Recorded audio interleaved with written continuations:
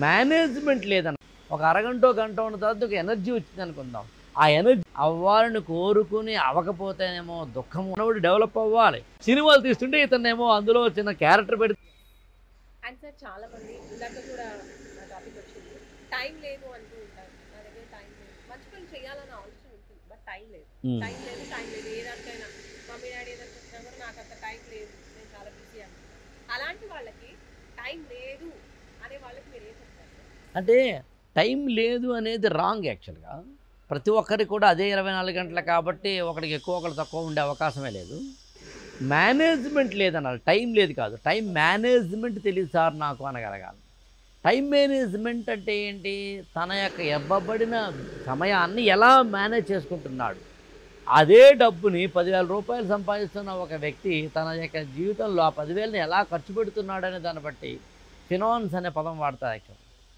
అంటే నీకు రాబడిన డబ్బుని ఏ విధంగా నువ్వు ఖర్చు పెడుతున్నావు, ఏ విధంగా దాస్తున్నావు, ఏ విధంగా దాన్ని వినియోగిస్తున్నావు అని.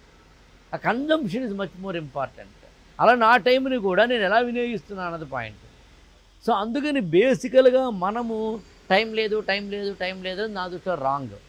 ఇప్పుడు ఇలాంటి చోటకి ఒకసారి ఒక అరగంట వచ్చావు అనుకుందాం, ఒక అరగంటో గంట ఉన్న తర్వాత ఒక ఎనర్జీ వచ్చింది అనుకుందాం.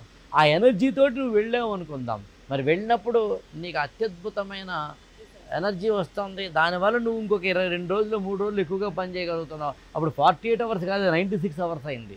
అప్పుడు ఈ అరగంట అనేది 96 అవర్స్గా కొలవాల్సి ఉంటుంది.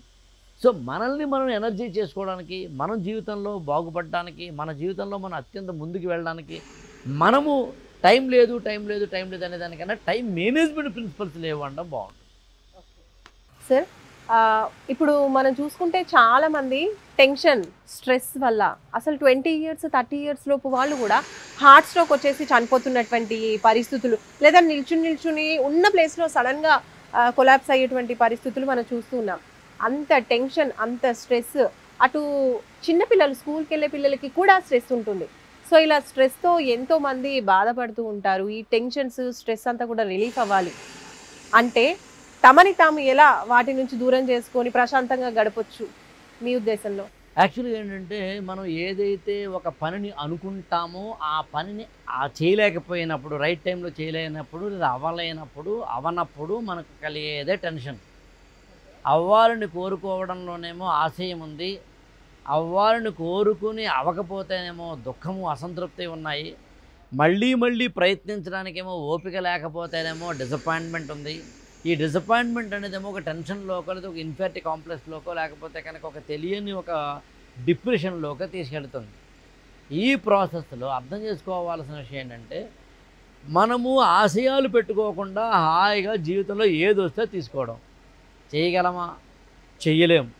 అందుకనే నాకు ఆ మధ్యన కృష్ణవంశీ గారితో అనుకుంటా ఆయనతోటి ఇలా డిస్కస్ చేస్తున్నప్పుడు ఆయన చెప్పారు, ఏమండి ఏ ఆవైనా సరే పిల్లల్ని కనేటప్పుడు గైనకాలజిస్ట్ని కలిసిందా?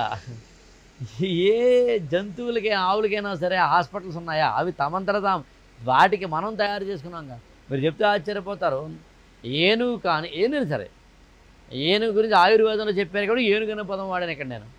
ఏనుగు ఏదైనా ఒక విషపూరితమైన వస్తువుని తినేసినప్పుడు తెలియక తనంతట తానే మళ్ళీ వాంతి చేసుకోవడానికి తన తొండాలు లోపల పెట్టి బయట తీస్తుంది. అంటే ఈ ప్రకృతిలో అలా ఆవులు కూడా ఉన్నాయి. యాక్చువల్గా ప్రతిదీ కూడా, ప్రతి జంతువు కూడా తనదైన స్టైల్లో తనకు తానే రెమెడీని ఏర్పరచుకుంటున్నాయి.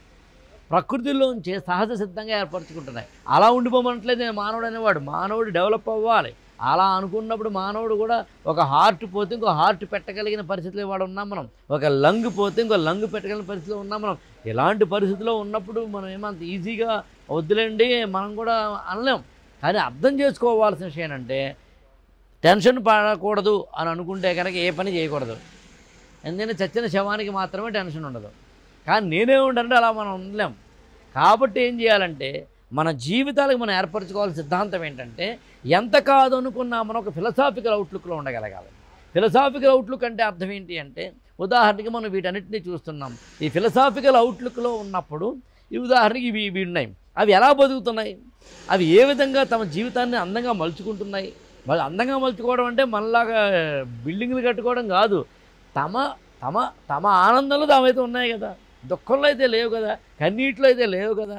అలా మనం ఒక ఫిలసాఫికల్ స్పిరిచువల్ అవుట్లుక్ని కలిగి ఉండి జీవితంలో ఒకటి దక్కలేదు అంటే ఇంకోటి దక్కుతున్న అర్థం. అబ్బా, ఒక విండో క్లోజ్ అయిందంటే ఖచ్చితంగా ఒక డోర్ ఓపెన్ అయి తీరుతుందంతే. ఇక్కడ నీకు అవకాశం దక్కలేదంటే ఇంకో చోట దక్కుతుందంతే. దీనికి కొన్ని వందల ఉదాహరణ చెప్పచ్చు. నేను రీసెంట్గా మన ఆర్టిస్ట్ కమెడియన్ బ్రహ్మానందం గారు ఆత్మకథ చదువుతున్నాను. అందులో ఆయన అత్యద్భుతంగా రాశారు యాక్చువల్గా. ఏది జీవితంలో చిన్న ఉదాహరణ చెప్తాను. ఆయనకి పెళ్ళైన తర్వాత ఆయన శ్రీమతి గారికి 2 సార్లు అబార్షన్ అయింది.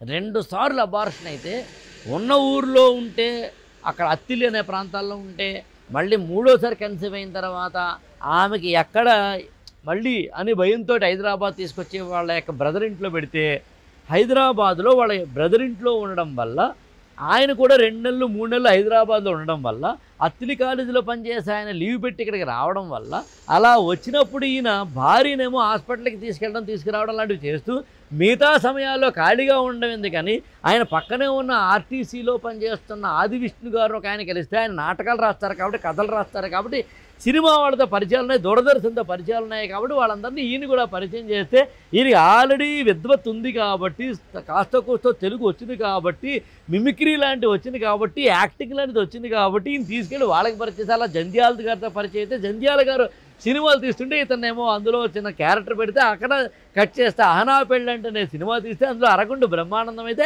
అక్కడ నుంచి వాళ్ళ బ్రహ్మానందం చూస్తున్నాం. ఇప్పుడు 2 సార్లు నా భార్యకు అబార్షన్ అయిందనే దాన్ని నేను వేదనతో చూడాలా, దేవుడు నాతో అలా చేయడం ద్వారా ఇలా వెళ్ళరాబోయే ఒక రూట్ని ఇచ్చాడు అనుకోవాలా. అందులో జీవితంలో ఎప్పుడూ కూడా ఏంటంటే ఏడవడానికి, దుఃఖించడానికి ఏమీ అవకాశాలు లేవు. ఇక్కడ ఒకటి క్లోజ్ అవుతోంది అంటే ఇంకో చోట అక్కడ ఓపెన్ అవుతుందని అన్నమాట. సూపర్ సార్, నిజంగా చాలా ఇన్స్పైరింగ్ వర్డ్ చెప్పారు. ప్రతి ఒక్కరు కూడా ఇలా ఆలోచిస్తే మనం అనుకున్నట్టు ఆ టెన్షన్, స్ట్రెస్ అనేది కొంతలో కొంత అయితే తగ్గుతుందని చెప్పొచ్చు. ప్రతి ఒక్కరికి లేకుండా అయితే ఉండదు, బట్ కాస్త అయినా కూడా రిలీఫ్ పొందొచ్చు.